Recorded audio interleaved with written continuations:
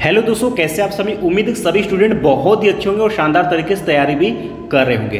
दोस्तों आज का क्लास बहुत ज़्यादा इंपॉर्टेंट होने वाला है, क्योंकि दोस्तों आज हम बात करेंगे सीडीपी यानी कि बाल विकास एवं शिक्षा शास्त्र के पेपर का एनालिसिस करने वाले हैं। और आपको आज के क्लास में ये पता चल जाएगा कि इसी तरीके से पेपर आपका आता है। ठीक है, तो आज जो हमने पेपर लिया हुआ आपके जुलाई वाला जो पेपर हुआ उसी का एनालिसिस आपको करवाने वाले हैं। बहुत कुछ आज की क्लास में आप सभी को जानने के लिए मिलेगा और खास करके उन स्टूडेंट के लिए बहुत ज़्यादा हेल्पफुल होगा जो इस बार पहली बार एग्जाम देंगे सीटेट का। ठीक है, तो दोस्तों इसी पेपर को देख करके जो है इसी तरीके से आपको तैयारी करना है। आने वाले समय में बहुत सारी इंपॉर्टेंट क्लासेस आपको इसी चैनल पर देखने के लिए मिलेगा। तो इसके लिए आपको सिंपल से काम करना होगा कि अभी तक आप लोगों ने चैनल को सब्सक्राइब नहीं किया तो चैनल को आप लोग सब्सक्राइब करके बेल आइकन को प्रेस कर दीजिएगा, ताकि आने वाले समय की सभी इंपॉर्टेंट क्लासेस जो है मिलते हैं। क्योंकि दोस्तों कंटेंट इस तरीके से हैंड नोट्स के साथ लेकर के आने वाले हैं, ताकि डिक टू एकदम जो पढ़ाएंगे सेम टू सेम उसी पैटर्न पर आपको क्वेश्चन सीटेट में मिलेगा।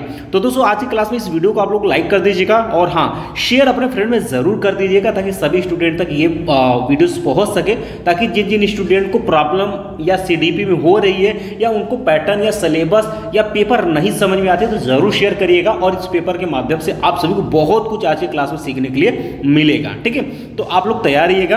अगर आपका इसका पीडीएफ अगर चाहिए इस पेपर का, तो आपको सिंपल से काम करना होगा। इसी वीडियो के डिस्क्रिप्शन बॉक्स में सबसे पहले मैंने टेलीग्राम का लिंक दे रखा है, वहां से क्लिक करके टेलीग्राम से जुड़ जाइएगा। ठीक है, उससे फायदा क्या होगा कि जितने भी क्लास चलते हैं इंपॉर्टेंट नोट्स पीडीएफ सब कुछ हम आपको टेलीग्राम पर शेयर करते रहते हैं, ताकि कोई भी क्लास या कोई भी पीडीएफ आपका मिस ना होने पाए। या फिर दोस्तों टेलीग्राम पर आप एक्सीलेंट एग्जाम सर्च करके भी आप जुड़ सकते हैं। ठीक है, अब पर भी किसी स्टूडेंट को कहीं पर भी आपको सीटेट प्रिपरेशन करने में कहीं पर भी प्रॉब्लम होती है या कुछ भी नहीं समझ में आता है, आप बिल्कुल हमें कमेंट बॉक्स में कमेंट कर सकते हैं। ठीक है, तो दोस्तों ये पेपर आपके सामने आ चुका है। पेपर आपका ये जो 7 जुलाई को पेपर हुआ वही पेपर है, और ये जो सेट हमने लिया हुआ ये जे है और ये पेपर आपका 2 है। ठीक है, पेपर 2 है। अब जो पेपर फर्स्ट वाले स्टूडेंट हैं उनके लिए भी है, क्योंकि दोस्तों आपका जो सीडीपी है ये बिल्कुल सेम सिलेबस है और सिलेबस हमने ऑलरेडी पढ़ा दिया और हिंदी में बिल्कुल बता दिया। तो जो स्टूडेंट अभी तक सीडीपी का सिलेबस नहीं देखे हैं तो वीडियो आपको मिल जाएगा। आप चैनल के वीडियोज़ वाले सेक्शन में चले जाइएगा, वहाँ से आपको वीडियो मिल जाएगा। सीडीपी का बिल्कुल हिंदी में एकदम विस्तार पूर्वक हमने बताया हुआ, वहाँ से देख सकते हैं। बाकी और भी सब्जेक्ट जैसे कि आपके एसएसटी के और उसके साथ साथ आपके भाषा के हमने सभी का अच्छे से आप सभी को सिलेबस बता दिया है। अगर आपको कन्फ्यूजन है सिलेबस में तो आप देखिए, क्योंकि सिलेबस देख करके ही आपको पढ़ाई करनी है, जिससे कि आप जो है एक बार में जो है आप सीटेट क्लियर कर पाएंगे। ठीक है, निर्देश तो आप सभी को पहले से ही पता है, उसमें कोई दिक्कत नहीं है। ठीक है, 2.5 घंटे का आपको समय मिलता है, 150 प्रश्न रहता है और इसमें कोई निगेटिव मार्किंग नहीं होती, यानी कि आपको 150 में 150 गोला भर के आना ही आना है। सब्जेक्ट आपको जैसे कि मान लेते हैं यहाँ पर जो ये हमने पेपर सेकंड लिया हुआ है। ठीक है, तो इसमें आपका भाग फर्स्ट में आपका क्या होगा, सीडीपी हो जाएगा, गणित या विज्ञान या सामाजिक विज्ञान में से कोई एक रहेगा, और इसका भाषा फर्स्ट भाषा सेकंड आपका रहेगा। जो आप चूज करना चाहते हैं वो कर सकते हैं। बाकी पेपर फर्स्ट के लिए आप सभी को पता ही है कि उसमें आपका बाल विकास हो जाता है, मैथ रहेगा और ईवीएस रहेगा, भाषा फर्स्ट और भाषा सेकेंड रहता है। ठीक है, लेकिन आपका ये वाला भाग जो है दोनों में सेम रहता है, कोई चेंजेस नहीं रहता, क्योंकि सिलेबस ही एक जैसा ही है। ठीक है, चलिए दोस्तों हम लोग आगे बढ़ते हैं और पेपर को शुरू करते हैं। यहाँ पर पहला क्वेश्चन आपके सामने यहाँ पर आप देख पा रहे होंगे। ठीक है, पहला, ठीक है, चलिए पहला क्वेश्चन आपके सामने आ गया है। कहता है कि निम्नलिखित प्रश्नों यानी कि 1 से 30 के प्रश्न के उत्तर आपको सबसे, देखिएगा सही तो बोला ही, लेकिन उसमें कहा कि जो सबसे उपयुक्त विकल्प है उसको आपको चूज करना है। बहुत सारे दोस्तों ऐसे भी क्वेश्चन आपको मिलेंगे जिसमें आपको असमंजस लगेगा कि ये भी सही है ये भी सही है, लेकिन उसमें से जो सबसे उचित विकल्प है उसको आपको चूज करना होगा। चलिए पहले क्वेश्चन के साथ आज का क्लास शुरू करते हैं। ठीक है, पहला क्वेश्चन कहता है कि छात्रों के विविध समूहों को पूरा करने के लिए, ठीक है, यानी छात्रों का जो विविध समूह उसको पूरा करने के लिए निम्नलिखित में से कौन सा सांस्कृतिक रूप से उत्तरदायी, ठीक है, सांस्कृतिक रूप से आपके उत्तरदायी शिक्षण का सही वर्णन करता है। आपको 4 ऑप्शन यहाँ पर दिया हुआ और उनमें से आपको विकल्प दे रखा है। ठीक है, तो 4 में से कहता है सुविचारित, अनुकूलित, विभेदित और मानकीकृत। तो दोस्तों आपको बता दें कि कहीं पर भी आपका मानकीकृत शब्द आ जाए तो ये आपका नकारात्मक होता है। क्या होता है आपका नकारात्मक होता है। तो ये वाला ऑप्शन तो पहले ही आपका देखते ही आप कट कर देंगे। ठीक है, तो ये आपका नहीं होगा। अब बात कर लेते हैं कि अगर छात्रों के विविध समूहों को अगर हमें पूरा करना है, ठीक है, उनके सांस्कृतिक कहता है निम्नलिखित में कौन सा सांस्कृतिक रूप से उत्तरदायी शिक्षा का सही वर्णन होगा। तो पहला आपका सुविचार, ये भी आपका होगा। अनुकूलित वातावरण होना चाहिए, बिल्कुल होना चाहिए, ये भी सही होगा। अनुकूलित होना चाहिए और विभेदित होना चाहिए, ठीक है, ठीक है, विभेदित भी होना चाहिए, यानी डिफ्रेंशिएटेड भी होना चाहिए, यानी कि तीनों आपका होना चाहिए, लेकिन मानकीकृत आपका नहीं होना चाहिए। ये आपका निगेटिव होता है, इसलिए आपका पहला, दूसरा और तीसरा सही हो जाएगा। और विकल्प में आप देख करके आंसर टिक कर सकते हैं। तो दूसरा ऑप्शन आपका यहाँ पर सही हो जाएगा, पहला, दूसरा और तीसरा, ठीक है। चलिए आगे बढ़ते हैं, अगला क्वेश्चन आपके सामने है, ठीक है। अगला क्वेश्चन सेकंड क्वेश्चन है, कहता है एक शिक्षिका खुद से पूछती है कि मैं ऐसे अनुभव कैसे प्रदान कर सकती हूँ जिसमें छात्रों को पर्यावरण, अब सब्जेक्ट का नाम दे रखा है, ठीक है, कहता है छात्रों को पर्यावरण में विभिन्न प्रकार की वस्तुओं को वर्गीकृत करने और उनकी वर्गीकरण के स्कीमों का विश्लेषण करने की आवश्यकता हो। तो कहता है वह छात्रों को किस बुद्धिमत्ता को बढ़ावा देने की कोशिश कर रही है। यानी कि ये जो शिक्षिका है, जैसे मान लेते हैं कि आप, ठीक है, आप या आगे चल के शिक्षक या शिक्षिका बनेंगे, तो अगर आपको ऐसे ही आपको मिल जाता है कि आपको क्या है कि आपको एक ऐसे अनुभव को प्रदान करना है जिसमें कि जो है छात्रों को पर्यावरण के विभिन्न प्रकार और वस्तुओं को वर्गीकृत करने और उनकी वर्गीकरण की स्कीमों का विश्लेषण करने की आवश्यकता। तो कहता है वह छात्रों में किस बुद्धिमत्ता को बढ़ावा देंगे। ऑप्शन आपको मिल जाता है अंतर्वैयक्तिक बुद्धिमत्ता, प्राकृतिक बुद्धिमत्ता, शारीरिक गति संवेदी बुद्धिमत्ता, ठीक है, और भाषाई बुद्धिमत्ता, ठीक है। और यहाँ पर इंग्लिश में आप देख सकते हैं कि यहाँ पर इंटरपर्सनल इंटेलिजेंस हो जाएगा, और यहाँ पर नेचुरलिस्टिक इंटेलिजेंस हो जाएगा, यहाँ पर बॉडीली काइनेस्टिक हो जाएगा, और यहाँ पर लिंग्विस्टिक इंटेलिजेंस हो जाएगा। तो कौन सा ऑप्शन सही है। बात है दोस्तों पर्यावरण के ही बारे में अगर बात हो रही है तो ये आपका प्राकृतिक बुद्धिमत्ता सही आंसर हो जाएगा, यानी कि नेचुरलिस्टिक इंटेलिजेंस इसका सही आंसर हो जाएगा। सेकंड विकल्प आपका सही हो जाएगा, ठीक है। आगे बढ़ते, बहुत टाइप के क्वेश्चन आपको देखने के लिए मिलेगा, लेकिन हाँ इस पेपर को देखने के बाद आपको ये पता चलेगा कि बहुत आसानी से अगर हम पढ़ेंगे, सिलेबस टू सिलेबस करेंगे, आसानी से हम इसमें जो है अच्छी, यानी कि 30 में से जो है 25 प्लस स्कोर आसानी से आप कर पाएंगे। एक दो क्वेश्चन, 3 क्वेश्चन ऐसे भी आपको नए देखने के लिए मिलेंगे जिसमें कि आपके विचार के, यानी अगर आप पढ़े रहेंगे तो आप आसानी से उसका आंसर दे पाएंगे, ठीक है। यानी कि आपके जीवन से रिलेटेड ही क्वेश्चन आपसे मिलेगा इसमें, कुछ नए क्वेश्चन, ठीक है, इस बार जो कि आपको देखने के लिए इसमें मिला है पेपर में। तीसरा क्वेश्चन आपके देख सकते हैं अभिकथन और कारण से क्वेश्चन आया, अजर्सन रीजन से क्वेश्चन है। तो 5-6 क्वेश्चन आपको इसमें भी आपको अजर्सन रीजन के क्वेश्चन देखने के लिए मिल जाएंगे, ठीक है। तो पहला आपको इसमें कहता है, अभिकथन कहता है कि शिक्षकों को विद्यार्थियों के बीच बहस, चर्चा और सहयोग को प्रोत्साहित करना चाहिए। ये क्या बात बिल्कुल सही। तो हाँ ये बात बिल्कुल सही है कि जो शिक्षक है वो विद्यार्थियों के बीच में जो है बहस, चर्चा और सहयोग को क्या करना चाहिए, प्रोत्साहित करना चाहिए, हतोत्साहित नहीं करना चाहिए। ये अच्छी चीज है, ये बात बिल्कुल सही कहा गया है, तो ये सही हो गया। चलिए कारण देख लेते हैं। कारण क्या कहता है, कहता है कि ज्ञान उत्पादन एक निष्क्रिय प्रक्रिया है, ठीक है, और सामूहिक गतिविधियों में संलग्नता अर्थपूर्ण अधिगम में बाधा डालता है। ये बात बिल्कुल गलत है। यानी जो ज्ञान उत्पादक है वह एक निष्क्रिय प्रक्रिया नहीं है, ये सक्रिय प्रक्रिया। क्या है, सक्रिय प्रक्रिया है, ठीक। और कहते सामूहिक गतिविधियों में संलग्न और अर्थपूर्ण अधिगम में बाधा डालता है, तो बाधा बिल्कुल नहीं डालता है। इसलिए ये क्या हो गया, आपका गलत हो गया, ये निगेटिव हो गया, यानी ये गलत हो गया। तो अभिकथन ए आपका सही है, लेकिन आर यानी कारण आर जो है आपका गलत है। ऑप्शन आप यहाँ पे मिला लीजिएगा, तो सेकंड ऑप्शन आपका सही हो जाएगा, ए सही है, लेकिन आर आपका क्या हो गया, गलत हो गया, ठीक है। आगे बढ़ते हैं अगले क्वेश्चन की तरफ। अगला भी देख सकते हैं, आपका अजर्सन रीजन से ही क्वेश्चन लिया गया है। अभिकथन ये कहता है कि स्कूलों को उस ढांचे के भीतर कार्य करना चाहिए जो तैयार उत्पाद और सीखने के परिणामों का आकलन करते हैं, ठीक है। यानी कि दोस्तों कहता है कि स्कूलों को उस ढांचे के भीतर कार्य करना चाहिए। अब देखिए उस ढांचे के भीतर सिर्फ कार्य करना चाहिए जो तैयार उत्पाद और सीखने के परिणामों का आकलन करते हैं। तो ये बात बिल्कुल नेगेटिव है, ये आपका गलत है। अब कारण की तरफ बढ़ते हैं, तो कहते हैं सीखना पक्के तौर पर अनुक्रमिक और पदानुक्रमित है, ये भी बात बिल्कुल गलत है, ठीक है। तो आपका ए और बी, ए और आर दोनों आपका गलत होगा, ठीक है, ए और आर दोनों गलत होगा। तो आपका ऑप्शन नंबर तीसरा आपका सही हो जाएगा। आगे बढ़ते हैं अगले क्वेश्चन की तरफ। क्वेश्चन नंबर आपका 5 है। अब इसको ध्यान समझिए, इस टाइप का क्वेश्चन आपके एक को मिल जाएगा, ठीक है, ये भी आपका इंपॉर्टेंट है।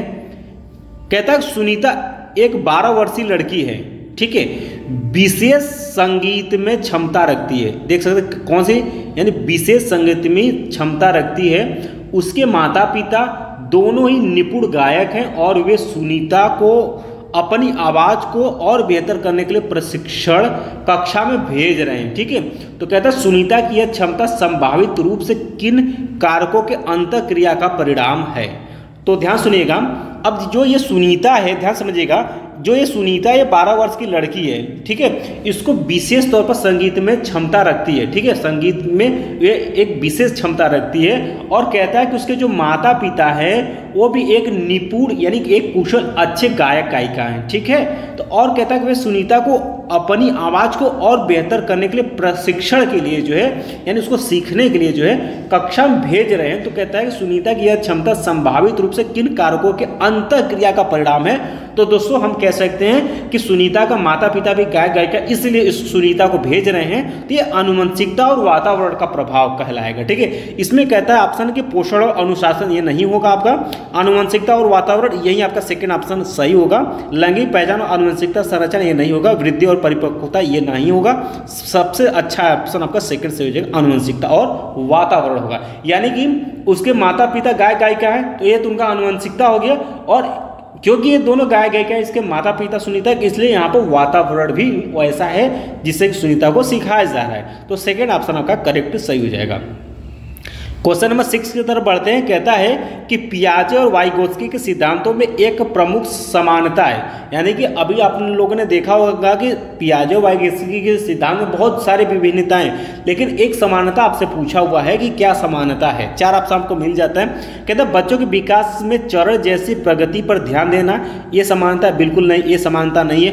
बच्चों की स्वयं की शिक्षा में संलग्नता और जुड़ा, ये दोनों ने ही कहा है, ये दोनों ही ने कहा है, इसलिए ये दोनों में ये समानता होगा। ठीक है, ये वाला समय, इसलिए सेकंड ऑप्शन सही हो जाएगा। संज्ञानात्मक प्रक्रियाओं की संस्कृति की भूमिका ये नहीं होगा आपका। भाषा और विचार के बीच संबंधों के बारे में उनके चिंता ये नहीं होगा। सबसे सही आंसर हो जाएगा आपका सेकंड, यानी बच्चों की स्वयं की शिक्षा में संलग्नता और जुड़ाव। ठीक है, क्वेश्चन नंबर 7 की तरफ बढ़ते हैं। क्वेश्चन नंबर 7 आपसे कहता है which of the following is the correctly matched pair, यानी कहता है निम्नलिखित में से कौन सा सही सुमेलित युग्म है, उसको आपको यहाँ पर करना है। ठीक है, यानी संबंध दिया हुआ है, कौन सा इसमें सही उसको बताना है। कहता है कि मानक संदर्भित मूल्यांकन जो है, ठीक है, यानी कि दोस्तों नॉन रिफरेंस असेसमेंट। ठीक है, तो कहता है साथियों के प्रदर्शन की तुलना करता है। ठीक है, रचनात्मक जो मूल्यांकन होता है यह निर्धारित करता है कि छात्रों से पहले और बाद में क्या कर सकते हैं। योगात्मक मूल्यांकन यह कहता है कि इसमें पेपर पेंसिल परीक्षा के साथ साथ गैर लिखित व्यवहारों के विस्तृत विवरण शामिल हैं। और जो ये मानदंडित मूल्यांकन है विशिष्ट विषयों की महारत हासिल, इसमें महारत हासिल, ये बात बिल्कुल गलत है। ठीक है, तो कहता है इसमें कौन सा आपको सही सुमेलित करना है, तो सही सुमेलित आपका पहला ही हो जाएगा, आपका सही मिलान करना है। यानी जो मानक संदर्भित जो मूल्यांकन होता है वह साथियों के प्रदर्शन की क्या करता है, तुलना करता है। यही ऑप्शन आपका सही हो जाएगा, सबसे करेक्ट, ये इसका संबंध है। ठीक है, बाकी एक दूसरे से ये गलत है तीनों ऑप्शन। इसके क्वेश्चन नंबर 8 की तरफ बढ़ते हैं। कहता है कि संवेदनशील अवधि वह समय अवधि होती है जिसके दौरान खाली स्थान कहता है विशेष रूप से सामान्य विकास के लिए महत्वपूर्ण होती है। ठीक है, यही ध्यान सुनेगा कि सेंसिटिव पीरियड, ठीक है, जो सेंसिटिव पीरियड होता है वह समय अवधि होती है जिसके दौरान विशेष रूप से, ठीक है, सामान्य विकास के लिए महत्वपूर्ण होती है। आपको ऑप्शन मिल जाता है मानव जाति कारक, पर्यावरणीय कारक, आनुवंशिक कारक या वंशानुगत कारक या उत्पुलमूलक कारक। तो इसका जो सही होगा कि संवेदनशील अवधि वह अवधि होती है जिसके दौरान जो है खाली साथ विशेष रूप से सामान्य विकास के लिए महत्वपूर्ण होती है। तो पर्यावरण कारक होती है, यानी पर्यावरणीय कारक यानी इन्वायरमेंटल फैक्टर्स, इसका सही आंसर हो जाएगा, यानी सेकेंड आंसर सही हो जाएगा। ठीक है, इसका दोस्तों क्वेश्चन नंबर 9 की तरफ बढ़ते हैं। क्वेश्चन नंबर 9 आपके सामने है। ठीक है, कहता है कि लेव वाइगोत्स्की के अनुसार भाषा और विचार, ठीक है, लेव वाइगोत्स्की के अनुसार जो भाषा और विचार के बीच क्या संबंध है। 4 ऑप्शन आपको मिलता है। कहता है कि विचार भाषा को आकार देते हैं, भाषा और विचार एक दूसरे से स्वतंत्र नहीं, स्वतंत्र तो नहीं है, ठीक है, एक दूसरे में अंतर संबंधित है। भाषा और विचार विकास की जटिल विनिमय प्रक्रियाएं हैं और भाषा विचार को आकार नहीं देता, ये भी बात गलत है, ठीक है। और विचार भाषा को आकार देते, ये भी बात इसमें परफेक्ट नहीं। यानी लेव वाइगेत्स्की के अनुसार भाषा और विचार के बीच में क्या संबंध सही है, तो इसका सही आंसर जो होगा वो तीसरा सही हो जाएगा। इन्होंने कहा है कि भाषा और विकास, भाषा और जो विचार है वो विकास की जटिल विनिमय प्रक्रियाएं हैं, ये इसका सही आंसर हो जाएगा। तीसरा ऑप्शन आपका सही हो जाएगा, ठीक है। आगे बढ़ते हैं दोस्तों, ध्यान समझिएगा। अपने बहुत सारे अभी क्वेश्चन आपने देखा, लेव वाइगेत्स्की के बारे में देखा, पियाजे के बारे में देखा, ठीक है, और कोहलरबर्ग के बारे में भी आपसे क्वेश्चन मिलेगा। इन तीनों वैज्ञानिक से आपके 5 से 6 क्वेश्चन मिल ही जाते हैं, कभी कभी 7 भी हो सकते हैं। और इन topic very very important topic, इन टॉपिक को बहुत अच्छे से पढ़िएगा। बहुत जल्द जो है इसका हम हैंड नोट्स के साथ जो है इसको पढ़ाने वाले, इसके लिए आप लोग तैयार रहिएगा। इसको हम करा देंगे और इसका हैंड नोट्स दे देंगे ताकि आपके पास रहे और इसको आप अच्छे से पढ़कर तैयार भी कर लीजिएगा, ठीक है। क्वेश्चन नंबर 10 से कहता है कि ये आपके इंक्लूसिव क्लासरूम है, ये वेरी इंपॉर्टेंट है। ये इस टाइप का आप समझदारी से भी क्वेश्चन का आंसर दे पाएंगे, ठीक है। कहता है समावेशी कक्षाओं, अब इसमें 4 ऑप्शन दिया है। कहता है समावेशी कक्षाओं में विशेष बच्चों की जरूरतों को पूरा करने के लिए एक अलग शैक्षिक कार्यक्रम पेश किया जाता है। तो ध्यान सुनिएगा, समावेशी कक्षा में क्या होता है, समावेशी कक्षा में क्या होता है, हर प्रकार के बालक उसमें निहित होते हैं। यानी कि दोस्तों उसमें मंद बुद्धि, सामान्य बुद्धि, विकलांग सभी बच्चों को एक साथ जो है बैठा करके जो है पढ़ाया जाता है, तो वह होता है हमारा समावेशी कक्षा, यानी कि इंक्लूसिव क्लासरूम होता है। इसमें क्या होता है कि जिस बच्चे को जिस चीज़ की नीड होती है, यानी जिसकी जो आवश्यकता हो सीखने के लिए, उसको उसी क्लासरूम में वो दिया जाता है, न कि अलग करके उसको पढ़ाया जाता है। और इसमें अलग के लिए बात किया गया है, इसलिए ऑप्शन आपका क्या हो गया, गलत हो गया, ठीक है। सेकंड कहता है कि अलग अलग विभिन्नताओं के अनुसार विभेदित निर्देश दिए जाते हैं, ठीक है। अगला कहता है कि बच्चों के बीच हर तरह की विभिन्नता को दूर करने का लक्ष्य रखती है। ये बात कुछ खास सही नहीं है, ये भी आपका गलत हो जाएगा।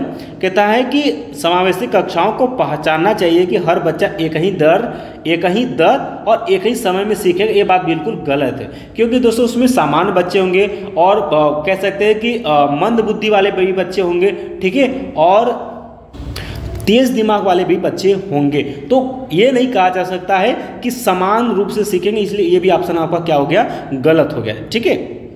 तो बचा कौन, आपका सेकंड बचा कि अलग अलग विभिन्नताओं के अनुसार विभेदित निर्देश दिए जाते हैं। अब ध्यान सुनिए, हमने अभी बताया है कि समावेशी कक्षा में जो है इसमें क्या होता है कि इसमें विकलांग बच्चे, सामान्य बच्चे भी होते हैं, तेज दिमाग वाले भी बच्चे, सभी को एक साथ जो बैठा करके इसमें पढ़ाया जाता है। लेकिन जिस बच्चे को जिस चीज़ की नीड होती है, यानी जिसको जिस चीज़ की ज़रूरत होती है, उसको वो दे करके उसको सिखाया जाता है। तो हम कह सकते हैं कि अलग अलग भिन्नता, यानी कि बच्चे की आवश्यकता अनुसार उसको विभेदित करके उस चीज को दे करके जो है उसको हम सिखा सकते हैं। तो समावेशी कक्षाओं में जो है अलग अलग विभिन्नताओं के अनुसार विभेदित निर्देश दिए जाते हैं, बात बिल्कुल करेक्ट सही हो जाएगा। सेकेंड ऑप्शन आपका सही हो जाएगा, ठीक है।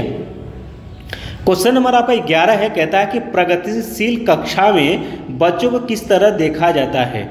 यानी दोस्तों जो प्रोग्रेसिव एजुकेशन चिल्ड्रेन आर, ठीक है, यानी कि यहाँ पर जो प्रोग्रेसिव एजुकेशन है, यानी जो प्रगतिशील कक्षा है में बच्चों को किस तरीके से देखा जाता है। यानी प्रगतिशील कक्षा है तो इसमें जिसमें इसमें जो बच्चे होंगे सब क्या होंगे, एक तरीके से क्या होंगे, तेज दिमाग वाले होंगे और जिज्ञासु होंगे। अब समझिए ऑप्शन इसमें पहला कहता है आज्ञाकारी और केवल ज्ञान का उपभोग करने में सक्षम होंगे, ये बात बिल्कुल नहीं है। यहाँ पर केवल शब्द आ गया तो ये नकारात्मक हो गया और ये ऑप्शन हो गया आपका गलत। अगला कहता है कि ज्ञानवर्धक और अर्थ की रचना करने वाले होंगे, ये बात बिल्कुल अच्छा लग रहा है, सही है। और देख लेते हैं, कहता है कमजोर और सुरक्षा की जरूरत में, ये गलत है। मासूम और आश्रित होंगे, ये बात गलत है, क्योंकि दोस्तों प्रगतिशील कक्षा है तो वो ना ही मासूम और आश्रित नहीं होंगे, वो क्या होगा, ज्ञानवर्धक और अर्थ की रचना करने वाले होंगे। इसलिए सेकेंड ऑप्शन आपका सबसे परफेक्ट सही हो जाएगा, दूसरा। क्वेश्चन नंबर आपका 12 है, आपका अजप्शन रीजन से क्वेश्चन आ गया है, ठीक है। आइए इसमें भी देख लेते हैं।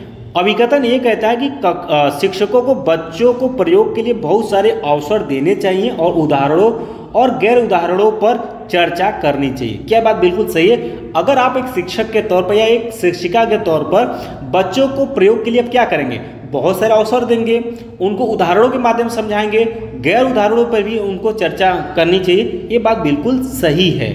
आप ये बात बिल्कुल क्या है, करेक्ट, सही है। ठीक है, और यहाँ पर रीजन देख लेते हैं, यानी कारण आर देख कहता है कि बच्चों में गलत धारणाओं से निपटने का एक रचनात्मक तरीका विपरीत उदाहरण प्रदान करना है। क्या बात बिल्कुल सही है। हाँ, ये बात बिल्कुल सही है कि बच्चों में जो गलत अवधारणा आ गई, जैसे बहुत सारे आपने समाज में बहुत सारे ऐसे चीज़ें सुने होंगे जिसकी गलत अवधारणा है, ठीक है, लेकिन वो चली आ रही है, ठीक है। तो गलत अवधारणाओं से निपटने के लिए एक रचनात्मक तरीका का जो है विपरीत उदाहरण हम प्रदान कर सकते हैं या बच्चों को दिया जा सकता है। ये बात बिल्कुल सही है। ये बात बिल्कुल क्या है, सही है। अब कहता है क्या इसका ये क्या व्याख्या करता है, यानी जो ए है वो आर दोनों सही है, ठीक है, दोनों तो सही है, लेकिन ए की आर क्या व्याख्या करता है, तो यहाँ पर आप लिख दीजिएगा इसलिए, यानी बच्चों में गलत धारणाओं से निपटने का एक रचनात्मक तरीका जो विपरीत उदाहरण प्रदान करना, इसलिए शिक्षकों को बच्चों को प्रयोग के लिए बहुत सारे अवसर देने चाहिए और यहाँ कहा है उदाहरण और गैर उदाहरणों पर चर्चा करनी चाहिए, यानी इसका एक व्याख्या भी करता है। इसलिए चौथे ऑप्शन आपका सही हो जाएगा। ए और आर दोनों सही है। ए जो है आर की सही व्याख्या करता है। ठीक है, इस तरीके से जो है आप एग्जाम में क्वेश्चन, इस तरीके के क्वेश्चन आएगा तो ऐसे ही आपको करना पड़ेगा समझ करके। ठीक है, अगला क्वेश्चन है क्वेश्चन नंबर 13 है, कहता है कि भावनाओं, ठीक है, कहता है भावनाओं व्यक्तित्व और सामाजिक संबंधों में परिवर्तन और स्थिरता किस विकास में शामिल है। यानी ये जब तीनों चीज़ें आ जाए जिसमें कि आपके भावना आ गया, ठीक है, यानी कि हम कह सकते हैं इसमें आपके इमोशन आ गया, व्यक्तित्व आ गया, आपका पर्सनालिटी आ गया, सामाजिक संबंधों में परिवर्तन और स्थिरता किस विकास में शामिल है, यानी ये आपके इमोशनल डेवलपमेंट में शामिल होगा या आपके साइकोलॉजिकल डेवलपमेंट में शामिल होगा या संज्ञानात्मक यानी कॉग्निटिव डेवलपमेंट में शामिल होगा या व्यक्तित्व विकास में आपका शामिल होगा। तो अगर भावना, व्यक्तित्व, सामाजिक संबंधों में परिवर्तन, इस तरीके की अगर चीज़ें आती हैं तो वो आपके साइकोलॉजिकल डेवलपमेंट के अंतर्गत शामिल होती हैं। इसलिए आपका दूसरा ऑप्शन आपका करेक्ट सही माना जाएगा। ठीक है, भावनात्मक नहीं होगा, ठीक है, क्योंकि इसमें सिर्फ भावना की बात होती है तो भावनात्मक विकास होता है, लेकिन इसमें तीनों आ जाती है, आपका व्यक्तित्व भी है तो ये आपके मनोसामाजिक विज्ञान आ जाएगा आपका। ठीक है, आपका सेकेंड ऑप्शन आपका सही हो जाएगा। क्वेश्चन नंबर 14 की तरफ बढ़ते हैं। क्वेश्चन नंबर 14 है आपसे, कहता है जीन पियाजे, देख सकते हैं आगे, जीन पियाजे के संज्ञानात्मक विकास का सिद्धांत यह बताता है कि, यानी कि जीन पियाजे थ्योरी ऑफ कॉग्निटिव डेवलपमेंट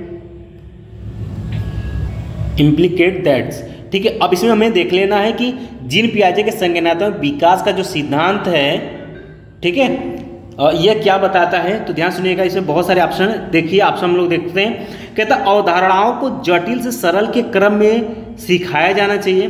तो जीन पियाजे का जो संज्ञानात्मक विकास था उसमें उन्होंने ये बताया था कि अवधारणाओं को जटिल से सरल की ओर के क्रम में सिखाना चाहिए, नहीं, उन्होंने ये गलत हो गया। उन्होंने बताया था कि सरल से जो है बच्चों को सरल से जटिल की तरफ हमें जाना, किस तरफ, सरल से जटिल की तरफ जाना है, इसलिए ऑप्शन आपका हो गया गलत। ठीक है, सेकेंड ऑप्शन कहता है कि पाठ्यक्रम को बच्चों के आयु समूह व चरण को ध्यान में रखकर तैयार किया जाना चाहिए।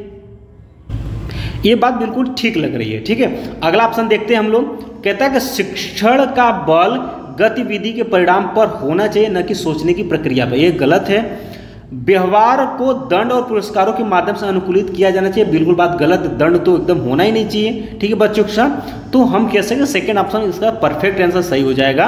ठीक है, पाठ्यक्रम को बच्चों के आयु समूह, यानी कि उनका जैसे आयु है उनके समूह व चरण को ध्यान में रख करके तैयार करना चाहिए। क्यों? क्योंकि अगर जैसे मान लेते हैं कि प्राथमिक विद्यालय का बच्चा है, उसको हाई स्कूल का सिलेबस दे दिया जाएगा तो वो नहीं समझेगा। तो क्या हमें आयु समूह के और चरण को ध्यान में रख करके पाठ्यक्रम को तैयार करना चाहिए, इसलिए सेकेंड ऑप्शन इसका करेक्ट सही हो जाएगा। ठीक है, क्वेश्चन नंबर आपका 15 है। कहता है कि लॉरेंस कोहलबर्ग ने बच्चों के नैतिक विकास का अध्ययन करने के लिए किस विधि का प्रयोग किया है। यानी कि दोस्तों आपके जो कोहलबर्ग थे, ठीक है, उन्होंने बच्चों के विकास के लिए जो है मोरल स्टडी, आपके मोरल डेवलपमेंट के लिए आपने बच्चों के नैतिक विकास के अध्ययन करने के लिए किस विधि का उन्होंने प्रयोग किया है। अब 4 ऑप्शन मिलता है। कहता है पहला कि बच्चों के सामने नैतिक दुविधाएं रखना और अनुक्रियाओं अनुक्रियाओं की समालोचना करना, खेल के दौरान बच्चों के अवलोकन करना, प्रायोगिक विधि या मात्रात्मक शोध कार्य विधि। ठीक है, तो हम बता दें आपको कि कोहलबर्ग के नैतिक विकास के अनुसार इन्होंने जो है बच्चों के सामने बच्चों के सामने वो नैतिक दुविधाएं रखते थे। ठीक है, और उनके हिसाब से जो है उनका जो है वहाँ पर उनका अनुकरण करते थे, उनका यहाँ पर एनालिसिस करते थे। इसलिए आपका पहला ऑप्शन सही हो जाएगा कि कोहलबर्ग ने बच्चों के नैतिक विकास का अध्ययन करने के लिए जो है बच्चों के सामने नैतिक दुविधाएं रखना और अनुक्रियाओं की समालोचना करना, ये उनका प्रयोग विधि था। इसलिए पहला ऑप्शन आपका सही हो जाएगा। क्वेश्चन नंबर आपके 16 की तरफ बढ़ते हैं। ठीक है, कहता है अकॉर्डिंग टू जीन पियाजे how are children different from adults. ठीक है, कहता है कि जीन पियाजे के अनुसार बच्चे वयस्कों से किस प्रकार भिन्न हैं। ठीक है, यानी कि इनके अनुसार देख सकते हैं जीन पियाजे फिर आ गए, कोहलबर्ग भी आ गए, ठीक, वाइगोत्स्की आ गए। इनसे आपके कह सकते हैं कि 5 से 7 क्वेश्चन आपको मिल जा रहे हैं। ये तीनों चैप्टर आप बहुत तैयार से रखिएगा। ठीक है, बहुत जल्द हम इन तीनों टॉपिक को हम आपको क्लियर कराएंगे बिल्कुल हैंड नोट्स के साथ। ठीक है, चलिए, कहता है कि जीन पियाजे के अनुसार बच्चे वयस्कों से किस प्रकार भिन्न है। तो बच्चों की तुलना में वयस्क जो है बहुत अधिक ज्ञानी होते हैं। ये इसका सही आंसर नहीं है। अगला ऑप्शन कहते हैं कि बच्चों की सोच जो है वयस्कों से गुणात्मक रूप से भिन्न होती है। भिन्न पूछा हुआ है, ये बात कुछ ठीक है। ठीक है, अगला कहता है बच्चों की सोच मात्रात्मक रूप से वयस्कों से भिन्न होती है, ये गलत बात है।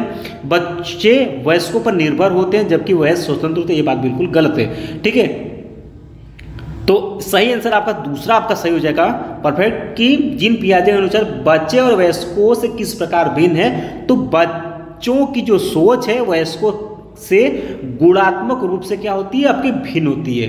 ये ऑप्शन आपका क्या होगा, सही हो जाएगा। ठीक है, 17 नंबर के क्वेश्चन की तरफ बढ़ते हैं। ठीक है, कहता है पठन वैकल्प यानी डिसलेक्सिया की बात हो रही है यहाँ पर। ठीक है, डिसलेक्सिया। ठीक है, तो कहता है कि डिसलेक्सिया से जूझ रहे छात्रों को पढ़ना सिखाया जा सकता है। ठीक है, तो यहाँ पर देख सकते हैं ये जो पठन में जो आपकी त्रुटियां, इस पर एक वीडियो हम लेकर के आएंगे। इससे आपके क्वेश्चन एक बनते हैं। ठीक है, जिसमें आपके जो डिसलेक्सिया, डिस्ग्राफिया, इन सभी को हम एक क्लास में आपको क्लियर करा देंगे। देखते हैं आंसर कर पाएंगे आप सभी। ठीक है, तो कहता है कि डिसलेक्सिया से जूझ रहे छात्रों को पढ़ना सिखाया जा सकता है। कैसे सिखा सकते हैं हम लोग, तो उच्च ग्रेड स्तर के पठन ग्रंथ प्रदान करके नहीं, ये नहीं होगा। लंबे और जटिल गद्यांश देकर नहीं। भाई अब ये पठन वैकल्प यानी जिस बच्चे को क्या पढ़ने में समस्या हो रही है तो उसको हम लंबे और जटिल गद्यांश तो देंगे नहीं। ठीक है, उच्च ग्रेड स्तर के पठन ग्रंथ प्रदान करके नहीं, क्योंकि उस बच्चे को क्या पढ़ने में समस्या हो रही है। ये भी आपका गलत हो गया, ये भी आपका गलत हो गया। अनुकूलन की अनुबंधन विधि के माध्यम से सिखाएंगे नहीं। ठीक है, ये भी आपका नहीं हो जाएगा, यानी एसोसिएशन मेथड के माध्यम से भी हम नहीं कराएंगे, ये भी आपका गलत हो गया। ठीक है, चौथा आपका है कि व्यवस्थित ध्वन्यात्मक प्रशिक्षण के माध्यम से, यानी कि थ्रू सिस्टमैटिक फोनोलॉजिकल ट्रेनिंग के माध्यम से हम सिखाएंगे। जिस बच्चे को पढ़ना नहीं आता है, यानी जो बच्चा डिसलेक्सिया से जूझ रहा है, डिसलेक्सिया में क्या होता है, बच्चा पढ़ नहीं पाता है ठीक से।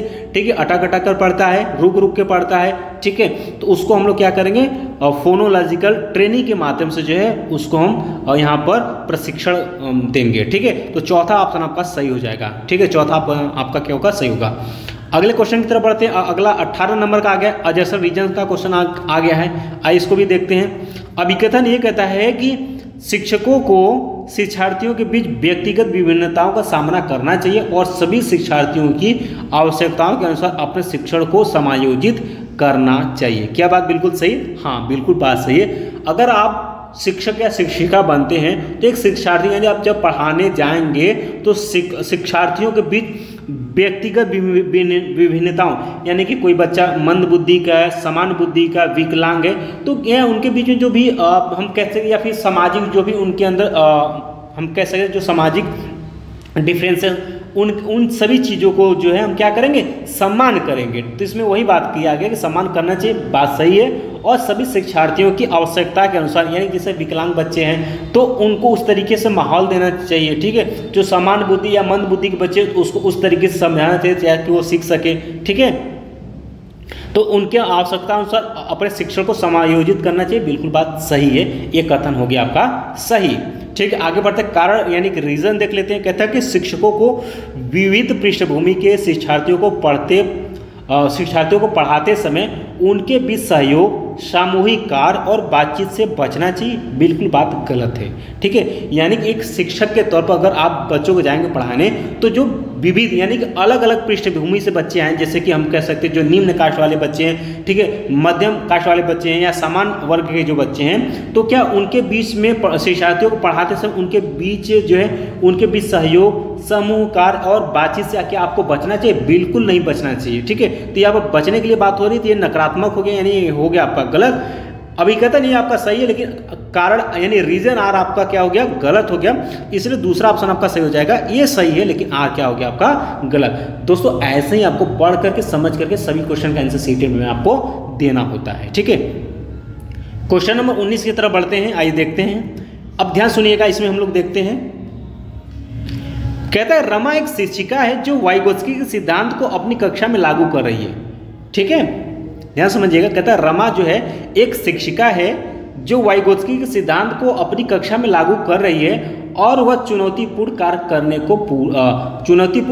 को पूरा करने के लिए अपने छात्रों को समूहों में काम करने के लिए नियुक्त करती है। कार्य के दौरान एक छात्र एक महत्वपूर्ण संकल्पना को समझने के लिए संघर्ष करता है। रमा के लिए इस छात्र की मदद करने का सबसे प्रभावी तरीका क्या होगा? यानी कि रमा एक शिक्षिका है जो कि वाइगोत्स्की के सिद्धांत को अपनी कक्षा में लागू कर रही है। ठीक है, वाइगोत्स्की के सिद्धांत को जो है यहाँ पर लागू कर रही है और वह एक चुनौतीपूर्ण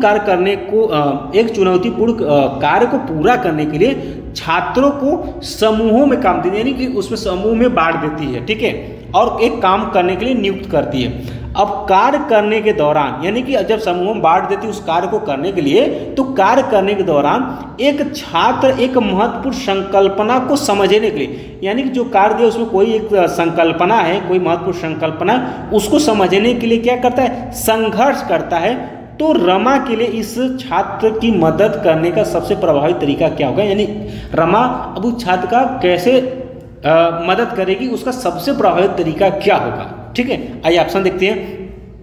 कहता है कि छात्रों को समस्या को स्वयं हल करने का प्रयास करने के लिए प्रोत्साहित करना।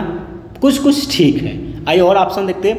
कहता है छात्रों को एक अलग कार्य सौंपे जो उसकी योग्यता के अनुकूल हो, ऐसा नहीं करना, क्योंकि सेम दिया गया तो उसको भी बच्चों को करना चाहिए। ठीक है, आगे देखते हैं।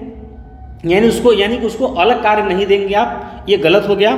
तीसरा कहता है कि छात्र के साथ समस्या पर काम करें और समूह के अन्य सदस्यों को शामिल करते हुए आवश्यकता अनुसार मार्गदर्शन और प्रतिपुष्टि प्रदान करें। ठीक है, ये ऑप्शन सबसे बेस्ट लग रहा है। चौथा कहता है कि छात्रों को समस्या का उत्तर प्रदान करें ताकि समूह आगे बढ़ सके। ये बात बिल्कुल, ये तो रटना वाली बात हो गई। ठीक है, रटने वाली बात होगी, ऐसा नहीं करना है। हमें बच्चों के साथ क्या करना पड़ेगा? रमा क्या करेगी यहाँ पर कि छात्र के साथ समस्या पर काम करे, यानी कि सबसे उचित विकल्प यही सही होगा कि रमा क्या करेगी? उस छात्र के समस्या पर क्या करेगी? काम करेगी और समूह के अन्य सदस्यों को शामिल करते हुए, यानी कि ऐसा तो हो सकता है कि एक बच्चा जूझ रहा है, ठीक है, हो सकता है उस समूह में बहुत सारे बच्चे इस चीज से जूझ रहे हो, तो क्या कर उन सभी समूहों को शामिल करेगी यहाँ पर रमा।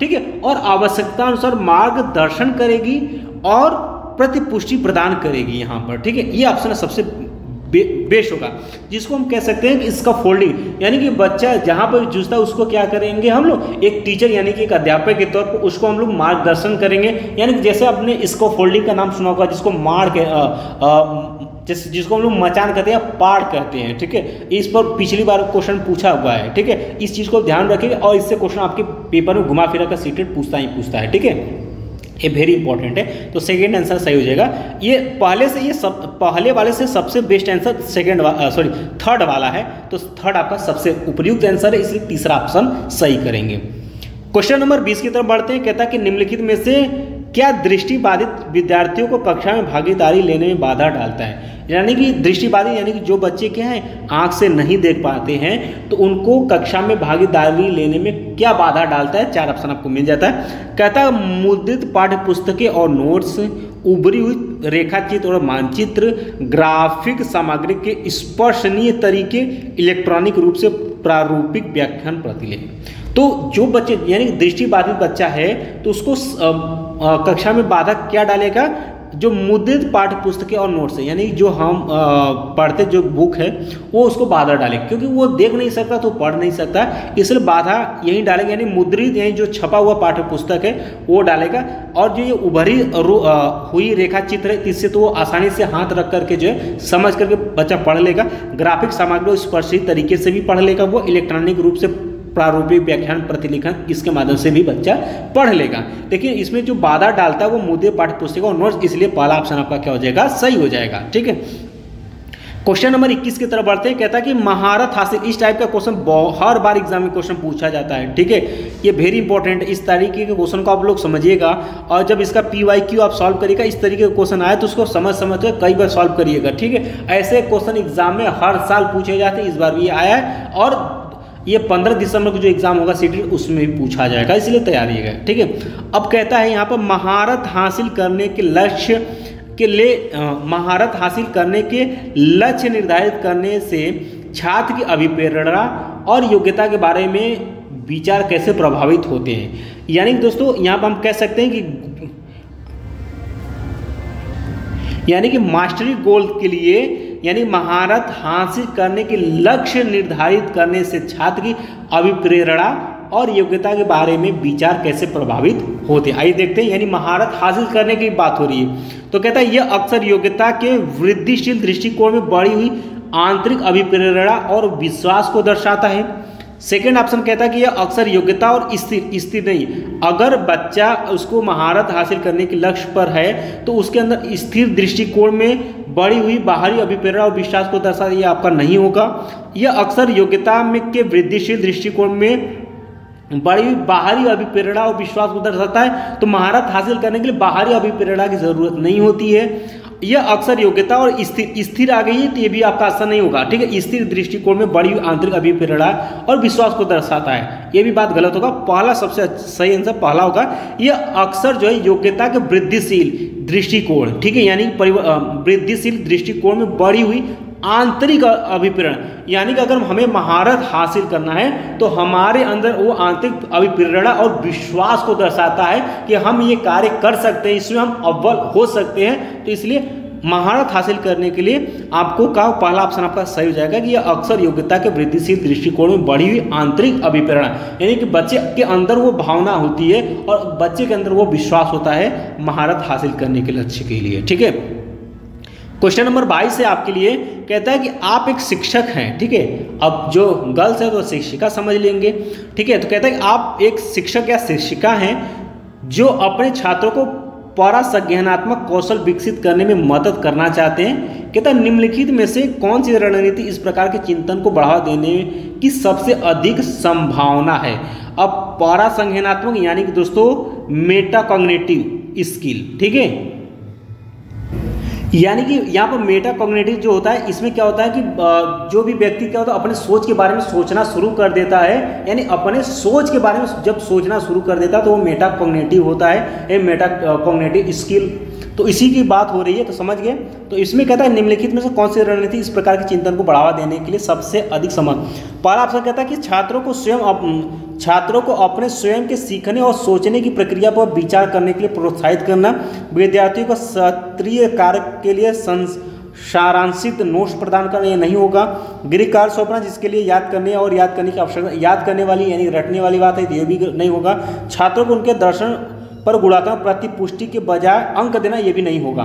पहला ऑप्शन आपका सही हो जाएगा, क्योंकि अभी हमने आपको बताया है कि परासंज्ञानात्मक यानी कि मेटाकॉग्निटिव जो होता है इसमें बालक या व्यक्ति जो अपने सोच के बारे में क्या करता है, सोचना शुरू कर देता है, तो आपका मेटाकॉग्निटिव होता है। तो यहाँ पर मेटाकॉग्निटिव स्किल की बात हो रही है, तो यह क्या होगा कि छात्रों को अपने स्वयं के सीखने और सोचने की प्रक्रिया पर विचार करने के लिए प्रोत्साहित करना। तो हमने क्या बताया, इसमें व्यक्ति अपने सोच के बारे में सोचना शुरू कर देता, तो हम देख सकते हैं यहाँ पर बालकों को स्वयं अपने सीखने और सोचने की प्रक्रिया पर विचार करने के लिए प्रोत्साहित करना, इसलिए पहला ऑप्शन इसका सही हो जाएगा। ठीक है, अब क्वेश्चन नंबर 23 की तरफ बढ़ते हैं और देख सकते हैं अजर्सन रीजन का क्वेश्चन है। आइए देखते हैं, ये आपका नया क्वेश्चन है, ये सीटेड नया क्वेश्चन इसमें ऐड किया हुआ है, बिल्कुल नया। आइए अभी कथन ये देखते हैं, कहता है एशियाई संस्कृतियों में जो सामाजिक सद्भावना पर जोर देते हैं, जैसे कि क्रोध की अभिव्यक्ति को हतोत्साहित किया जाता है और शर्म को जो है प्रोत्साहित किया जाता है। यानी जो एशियाई संस्कृतियों में जो है सामाजिक सद्भावना पर जोर देते हैं, तो क्या करते हैं कि क्रोध की अभिव्यक्ति को हतोत्साहित करते हैं, यानी कि क्रोध नहीं करना चाहिए, ये बात बिल्कुल सही है, किया जाता है, बात सही है। शर्म को क्या करते हैं कि प्रोत्साहित किया जाता है, बात बिल्कुल सही है। शर्म को क्या किया जाता है, प्रोत्साहित करना चाहिए, तो ये प्रोत्साहित है। और कारण आर देख लेते हैं, कहता है कि भावनाएं व्यक्ति परक हैं और सीखने में कोई भूमिका नहीं निभाते हैं। तो भावना यानी इमोशन जो है व्यक्ति परक हैं और ये सीखने में भूमिका नहीं निभाते, ये सीखने में महत्वपूर्ण भूमिका निभाते हैं। तो ये ऑप्शन हो गया आपका गलत, यानी कि अभिकथन ये तो सही है लेकिन कारण आर जो है आपका गलत है, इसलिए सेकेंड आंसर आपका सही हो जाएगा। ये सही है लेकिन आर क्या है आपका गलत है। अब चलिए क्वेश्चन नंबर 24 की तरफ बढ़ते हैं। क्वेश्चन नंबर 24 कहता है कि छात्रों के लिए कक्षा में प्रतिक्रिया सबसे अधिक प्रभावी होती है। यानी कहता है कि छात्रों के लिए कक्षा में प्रतिक्रिया यानी फीडबैक सबसे अधिक प्रभावित होती है जब, यानी किस समय होती है। तो कहता है यह सीखने की गतिविधि के दौरान और पश्चात भी होती है। यह इस बात पर ध्यान केंद्रित करता है कि बच्चा क्या नहीं कर सकता है, बजाय इसके कि वह क्या कर सकता है। यह वर्ष के अंत में परीक्षण और परीक्षा के पर केंद्रित है। यह छात्रों की तुलनात्मक श्रेणी प्रदान करता है, ये भी नहीं होगा। आपका तीसरा भी आपका नहीं होगा, ये कुछ है लेकिन ये भी आपका दूसरा नहीं होगा। सबसे सही आंसर जो होगा वो आपका पहला होगा कि छात्रों के लिए कक्षा में प्रतिक्रिया सबसे अधिक जब प्रभावित होती है वह जो समय होता है, ठीक है, जब होती कब, जब यह सीखने की गतिविधि के दौरान और उसके पश्चात भी होता है। ये पहला ऑप्शन आपका सही हो जाएगा। अब 25 के क्वेश्चन नंबर 25 की तरफ बढ़ते हैं। यहाँ constructivism teaching leads to Khalistan कहता है लर्निंग बाय स्टूडेंट, यानी कहता है कि रचनावादी शिक्षण विद्यार्थियों को खालिस्तान अधिगम की ओर ले जाता है।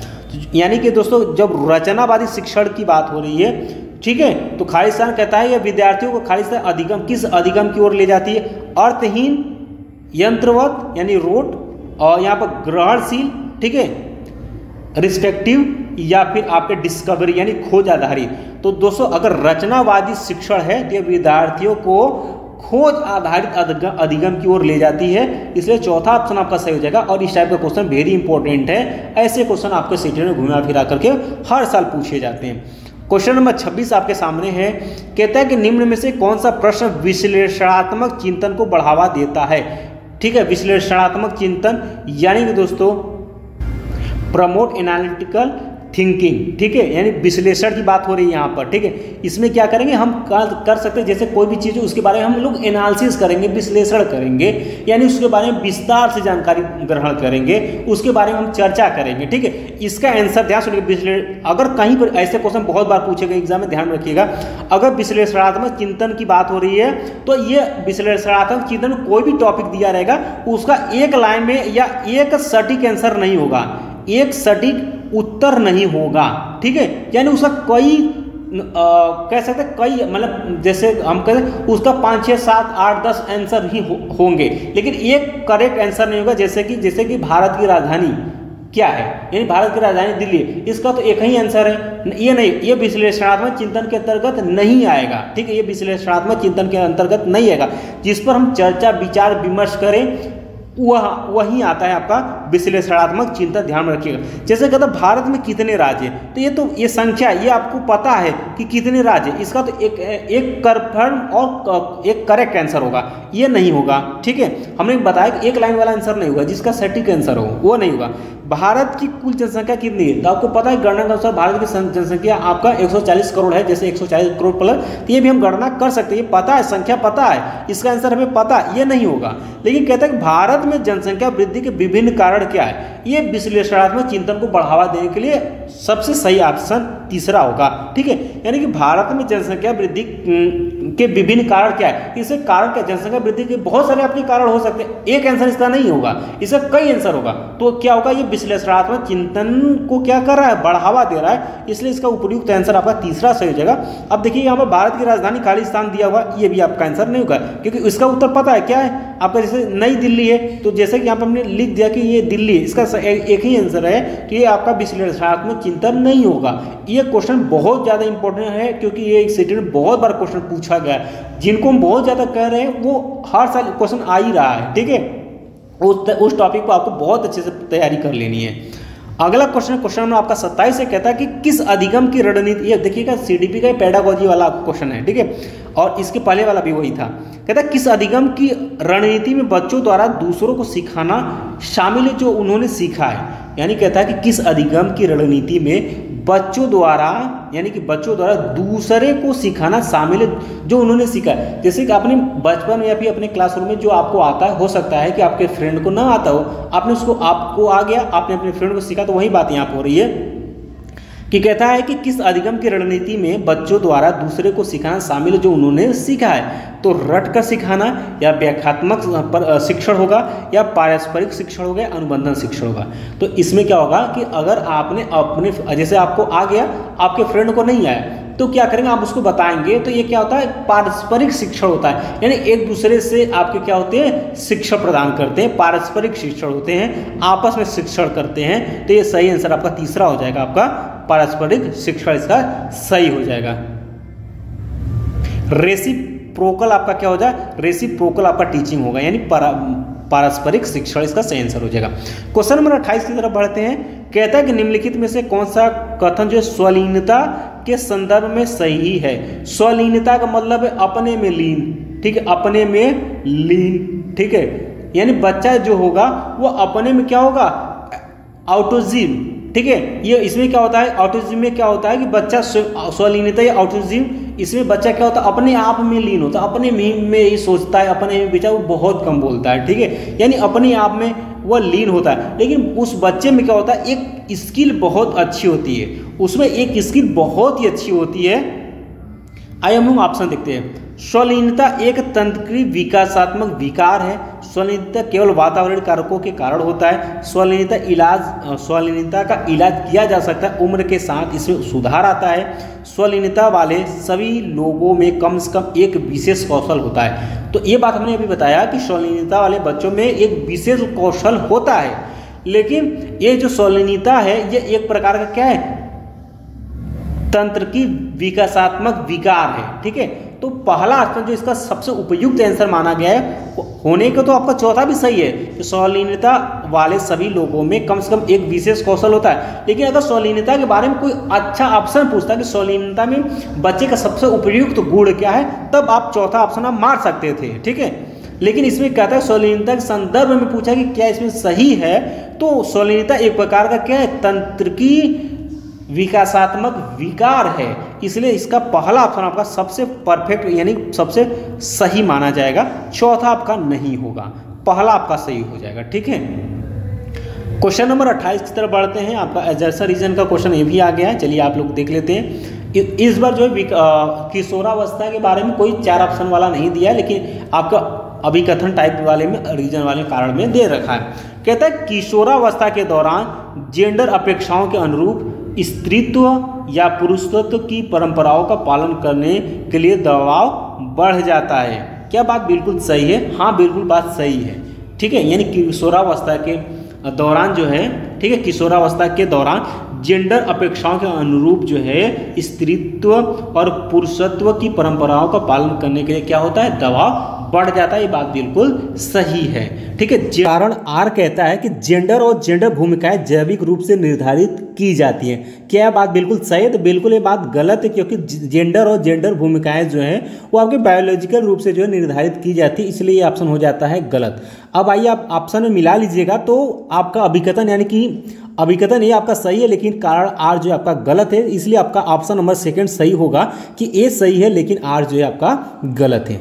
चलिए आज की क्लास का लास्ट क्वेश्चन हम लोग देख लेते हैं। क्वेश्चन नंबर आपका 30 है यानी 30, कहता है कि विद्यार्थियों में समालोचनात्मक चिंतन को विकसित करने के लिए एक शिक्षक को, ठीक है, यानी समालोचनात्मक चिंतन यानी कि क्रिटिकल थिंकिंग की यहाँ बात हो रही है कि विद्यार्थियों में क्रिटिकल थिंकिंग को विकसित करने के लिए एक शिक्षक को, 4 ऑप्शन हमको मिलता है कि विद्यार्थियों को उनके संदेह और सवाल पूछने के लिए हतोत्साहित करना चाहिए। हमने आपको क्या बताया है कि बच्चों को पढ़ाते समय एक शिक्षक या शिक्षिका के रूप में आप क्या करेंगे, किसी भी चीज़ को बच्चों को क्या करेंगे, सीखने के लिए प्रोत्साहित करेंगे, ना ही डांटेंगे, ना ही मारेंगे, ना पीटेंगे, ना रटने पर आपको जोर देना है बच्चों के लिए, ठीक है। बच्चों को एक तरीके से हम कह सकते हैं बच्चों को एकदम भगवान मानना है, ठीक है। पीटना तो बिल्कुल नहीं है, किसी कार्य को हतोत्साहित तो बिल्कुल नहीं करना, और शब्द यहाँ पर आ गया हतोत्साहित, ये ऑप्शन हो जाता है आपका गलत, ठीक है। सेकंड ऑप्शन की तरफ बढ़ते हैं। सेकंड कहता है कि ऐसे सवाल देने चाहिए जिनमें निष्कर्ष और व्याख्याएं शामिल हो। अब बात कर रहे हैं क्रिटिकल थिंकिंग की, अगर बात हो रही है तो ये ऑप्शन आपका सही लग रहा है कि ऐसे सवाल देने चाहिए जिनमें निष्कर्ष और व्याख्याएं जो है शामिल हो, यानी ये क्रिटिकल थिंकिंग जिसमें हो, ठीक है। तीसरा पार्ट कहता है कि ऐसे सवाल से बचना चाहिए जिनमें विवेचन और विश्लेषण की आवश्यकता होती हो। अब देखिए क्रिटिकल थिंकिंग की हो रही और कह रहा है इससे विश्लेषण जो एनालिसिस हमें करना है उससे बचना चाहिए, ये बात बिल्कुल गलत है, तो ये ऑप्शन हो गया तीसरा आपका गलत। चौथा पॉइंट कहता है कि केवल ऐसे सवाल पूछने चाहिए जिनका एक उत्तर हो। ये भी आप देखेंगे तो एक तरीके से रटने पर आधारित होती है कि आपको रटना पड़ेगा। यहाँ पर केवल शब्द आ गया इसलिए ये भी ऑप्शन हो जाता है आपका गलत। तो सबसे परफेक्ट और सबसे सही आंसर आपका सेकंड ऑप्शन सही हो जाएगा क्रिटिकल थिंकिंग के लिए, कि एक विद्यार्थियों में क्रिटिकल थिंकिंग को अगर हमें विकसित करना है तो एक शिक्षक के तौर पर हमें ऐसे सवाल देने चाहिए जिनमें निष्कर्ष और व्याख्याएं जो है शामिल होते हैं, इसलिए आपका ऑप्शन नंबर सेकंड जो है परफेक्ट आपका सही हो जाएगा। तो दोस्तों इस तरीके से आज ये क्लास पूरी तरीके से समाप्त हो जाता है। तो दोस्तों कोई भी आज की क्लास में कोई भी आपको डाउट रहता है या कोई भी सीडीपी आपको समझ में नहीं आती तो बिल्कुल आप हमें कमेंट बॉक्स में कमेंट कर सकते हैं, ताकि चीज़ें हमें और भी आप सभी के बारे में पता चले, जिससे कि हम और भी बेहतर भी और भी आसान कंटेंट लेकर के आए, ताकि आपको समझने में और भी आसानी से आप समझ सकें, ठीक है। तो दोस्तों ऐसा ही पेपर आपको मिलेगा, यानी कि 15 दिसंबर को जो आप एग्जाम में बैठेंगे तो ऐसे ही सीडीपी का पेपर आएगा और ऐसे ही आपसे क्वेश्चन पूछा जाएगा और ऐसे ही आपको आंसर भी समझ करके देना पड़ेगा, ठीक है। तो दोस्तों वीडियो पसंद आता है एक बार इस क्लास को लाइक आप लोग जरूर करिएगा, और हाँ शेयर अपने फ्रेंड में कर दीजिएगा, और चैनल पहली बार चैनल को आप लोग सब्सक्राइब भी कर लीजिएगा, साथ में आप लोग बेल आइकन को प्रेस कर लीजिएगा। और क्लास का जो टाइम है वो शाम को रोजाना आपको क्लास जो है शाम को 6 बजे मिलेगा, तो इसके लिए रोजाना आप लोग तैयार रहिएगा, ठीक है। और इसका अगर पीडीएफ आपको चाहिए तो पीडीएफ जो है हम आपको टेलीग्राम पर शेयर कर देंगे, और टेलीग्राम से आपको जुड़ने के लिए आपको इसी वीडियो के डिस्क्रिप्शन बॉक्स में सबसे पहले लिंक हमने टेलीग्राम का ही दिया है, उस लिंक पर क्लिक करके आप ग्रुप से जुड़ सकते हैं, या फिर टेलीग्राम पर जो है आप एक्सीलेंट एग्जाम सर्च करके भी आप जुड़ सकते हैं, ठीक है। दोस्तों अभी जस्ट आपको इन स्क्रीन पर आपको 4 वीडियोस दिख रहे होंगे जो कि हमने सिलेबस का यानी कि एसएसटी का, सीडीपी का और भाषा फर्स्ट और भाषा सेकंड, पेपर फर्स्ट और पेपर सेकंड के लिए हमने पूरी तरीके से सिलेबस यहाँ पे हिंदी में आपको समझा दिया है। तो जिन स्टूडेंट को सिलेबस अभी तक क्लियर नहीं तो आप जाकर के देख सकते हैं और उस तरीके से आपको पढ़ाई करनी है, ठीक है। बाकी आने वाले समय में इसी चैनल में बहुत सारे आपको इंपॉर्टेंट वीडियोस भी आपको देखने के लिए मिलेंगे, जिससे कि सीटेट में डायरेक्ट क्वेश्चन वहां से मिलेंगे उस टॉपिक से। तो मिलते हैं दोस्तों नेक्स्ट क्लास में, तब तक के लिए जय हिंद जय भारत।